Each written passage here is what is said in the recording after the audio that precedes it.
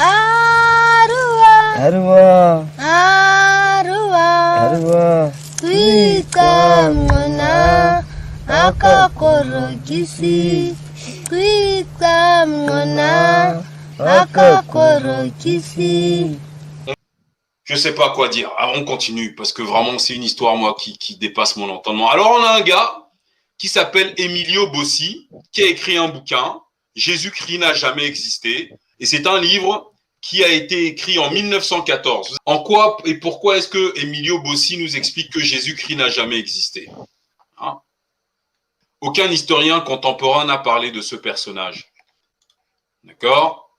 L'histoire n'a conservé sur Jésus-Christ aucun document. Écoutez bien, hein, c'est ça le problème. C'est ça le problème. L'histoire n'a conservé sur Jésus-Christ aucun document, aucun témoignage, aucune preuve qui établisse la réalité de sa personne, la vérité de son existence humaine. Jésus n'a laissé aucun témoignage. Lui-même n'a jamais rien écrit. La vérité, Socrate non plus n'a rien écrit, s'étant contenté du seul enseignement oral. Mais entre Socrate et le Christ, il y a 3 différences capitales. La première est que Socrate n'enseigna rien qui ne fût rationnel, ou mieux encore, humain, tandis que le Christ a peu de vérité humaine, mais là beaucoup de fables merveilleuses. La seconde est que Socrate apparaît dans l'histoire uniquement comme un être naturel, tandis que le Christ n'a été et n'est connu que comme un être surnaturel. La troisième est que Socrate eut pour disciples des personnages historiques qui rendent témoignage de son existence, tels que Xénophon, Aristippe, Euclide, Phédon, Échine et le divin Platon. Voilà. Tandis que de tous les prétendus disciples du Christ, il n'en est pas un qui nous soit connu autrement que par les documents suspects de l'Église, comme fut connu leur maître. Si donc, du fait que Socrate n'a rien écrit, on ne peut conclure qu'il n'ait jamais existé. Et la conclusion de la non-existence de Jésus s'impose, au contraire, à titre de présomption, du fait que ce dernier, vivant 5 siècles plus tard, n'a laissé aucune écriture. Alors, c'est intéressant qu'il parle de Socrate, et nous apprenons ici notamment que Socrate n'a laissé aucun écrit. Donc, il y a à Shango, s'il y a plus de 11 000 églises au Congo, c'est une bonne chose, parce que le Congo est en train d'évacuer le catholicisme. C'est en fait, si vous voulez, c'est la destruction par la reproduction en masse, en fait. Donc, le fait de désacraliser au fond ce qui se veut sacré par la multitude de créations de trucs, derrière l'escroquerie intellectuelle et philosophique et spirituelle, va rejaillir auprès des gens. Moi, ça ne me dérange pas, parce qu'en plus, ces églises viennent affaiblir. Parce que, encore une fois, sincèrement, je vous dis une chose, hein. Allez, il y a ce live-là sur les églises.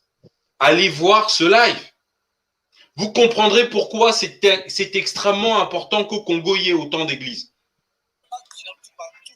Bizarrement, hein, c'est quand même très bizarre. C'est-à-dire qu'en fait, tu combats le feu par le feu. Il n'existe aucun témoignage écrit sur Jésus. Et c'est pourquoi l'Église catholique a déjà perdu. C'est que l'Église parie sur la bêtise des gens. Alors que nous parions sur l'intelligence des gens. Et effectivement, s'il n'y a pas des voix qui s'élèvent comme la nôtre, s'il n'y a pas la science, il faut savoir que l'Église catholique a interdit pendant des siècles que soit étudiée dans les universités européennes toute autre discipline que la Bible. Hein. On va rester sur notre champion. Hein. Tu fais fort là. Tu fais fort, tu arrives à me choquer en tant que non-croyant. Alors, j'imagine un croyant. J'ai dit quoi? J'ai dit quoi de mal?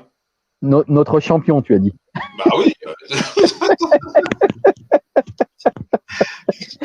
Non, mais tu arrives à me choquer, donc imagine un croyant. C'est la première fois que j'entends, la première fois que j'entends quelqu'un appeler Jésus un champion. Mais c'est notre champion. Je veux dire. Ah oui, C'est tout juste. on a civilisé des gens, on a tué des gens contre leur plein gré à cause de Jésus. Donc on en a tué du monde. Hein. C'est tout juste une ironie, quoi. C'est une ironie, en fait.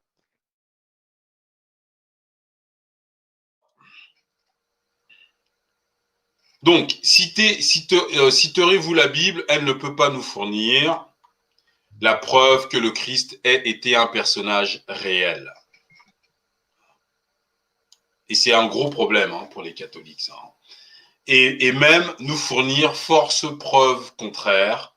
Au vrai, elle est d'un bout à l'autre la preuve de la non-existence de Jésus.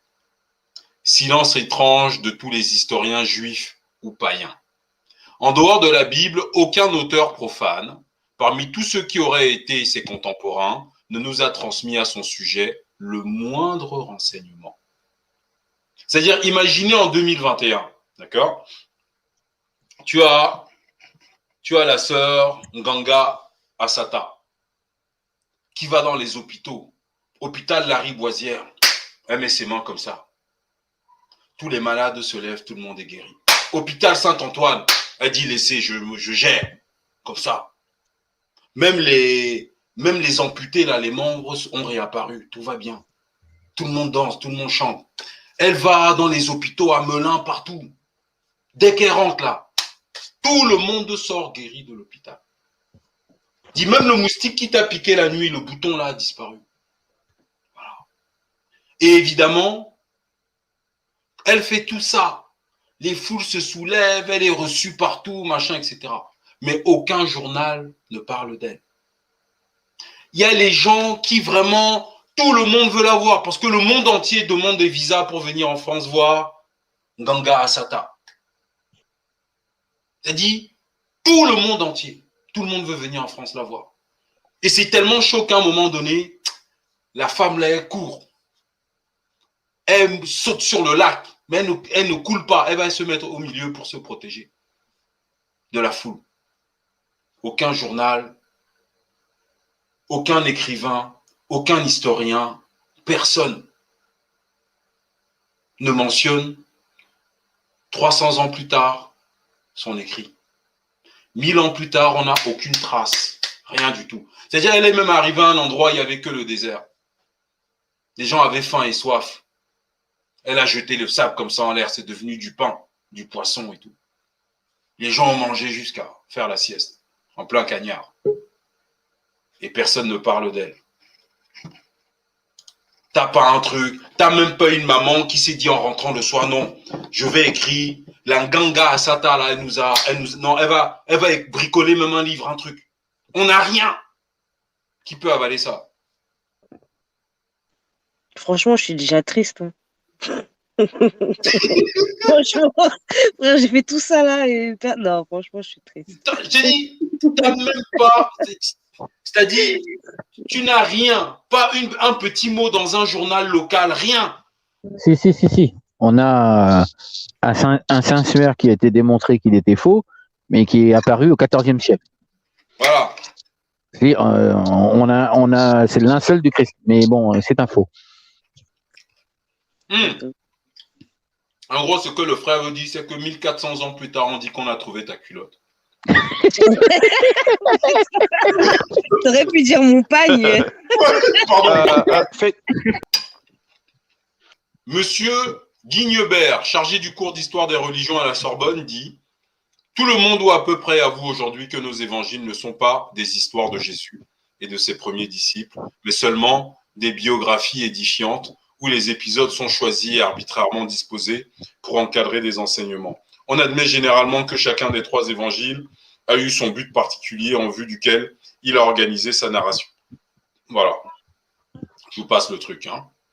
OK, alors, ils n'ont parlé de lui qu'étymologiquement pour désigner la superstition chrétienne qui lui avait emprunté son nom et la secte attachée à cette superstition.